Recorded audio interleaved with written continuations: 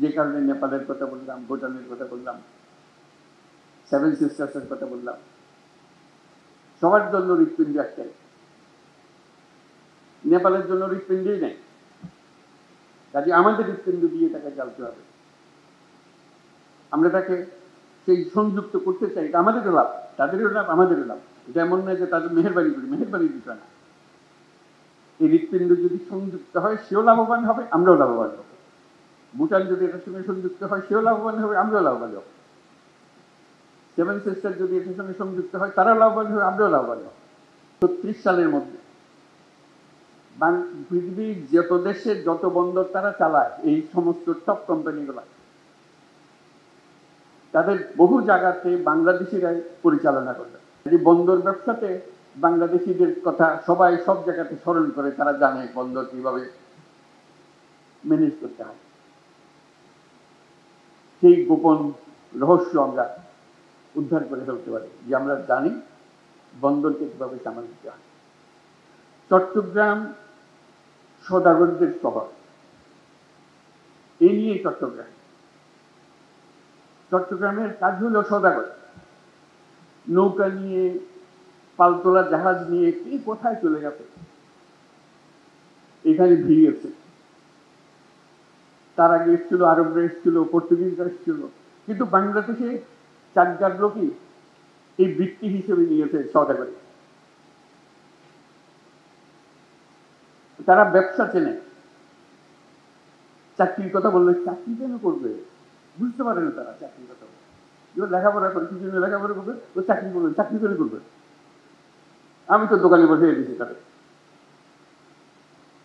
আমাদের বাবা মারা আমাদেরকে দোকানে বসে দিয়েছি, আমিও দোকানে বসছি। তারা চিন্তা করেন যে চাকরি বলে একটা জিনিস হতে পারে। তারা সদাগর, তারা দেশ বিদেশে যাবে, ব্যবসা করবে। যার ছোট জাহাজ, সে ছোট জাহাজ দিয়ে চলে। ছোটবেলায় দেখছি জাহাজ আসতেছে, মাল ভর্তি হয়ে, বিশেষ করে ধান চাল এগুলো আনতো, বার্মা থেকে আনতো, খালের ভেতরে, পাশের বাড়ির খালের মধ্যে এসছে। এই হলো আমাদের। তা আমাদের রক্ত হলো সদাগরের রক্ত। আর চট্টগ্রাম হলো সেই সদাগরের পীঠভূমি। যেমনি পারো মারিয়ে ধরে যাই করে পারো, এটাকে সোজা করতে হবে। এটাকে একটা সত্যিকার বন্দর হিসেবে তৈরি করতে হবে।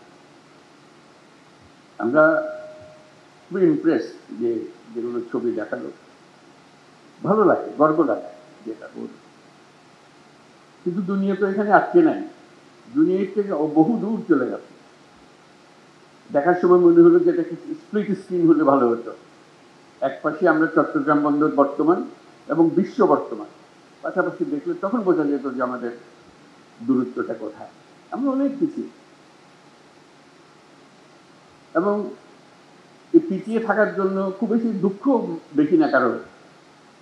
না ছোটখাটো জিনিস নিয়ে ঝগড়া করে, এখানে গোলমাল, ওখানে গোলমাল। সার্বিকভাবে যেটা বিরাট পরিবর্তন দরকার, এটা কারো খুব গরজ আছে বলে মনে হয়। তো সেই জন্যই ঠেলাঠেলি করছিলাম, বারে বারে লুৎফুকে পাঠাচ্ছিলাম। তো জামানের সঙ্গে পরিচয় হয়ে তার সম্বন্ধে মিরাজ মেরাজ জামান চেয়ারম্যান সাহেব, তার কথা শুনে একটু আশ্বস্ত হলাম যে একটা লোক আছে পেছনে লেগে আছে। তো আমাদের দরকার হলো তার একটু সাহায্য করা। তারপর সাকাওয়াতকে বললাম যে আমি এক করতে শুনতে চাই না, সব এটার পেছনে থাকো, এটা অমুক তারিখের মধ্যে এগুলো সব দিয়ে দিতে হবে বন্দর ব্যবস্থাপনার যারা পৃথিবীর সেরা যারা, তাদের হাতে দিয়ে দিতে হবে যেভাবেই হোক। বাংলাদেশের অর্থনীতি যদি পাল্টাতে হয়, পাল্টাতে হবে, হয় অবকাশ নেই, আমাদেরকে পাল্টাতে হবে। তাহলে চট্টগ্রাম বন্দর হলো ভরসা। এটাকে বাদ দিয়ে বাংলাদেশের অর্থনীতি নতুন কোনো পাতায়, নতুন কোনো অধ্যায়ে প্রবেশ করার কোনো সুযোগ নেই। এই পথ খুলে দিলে বাংলাদেশের অর্থনীতির পথ খোলে। এই পথ না খুললে বাংলাদেশের অর্থনীতি যতই লাফালাফি, ততই ঝাপাঝাপি করো, কিছু হবে না।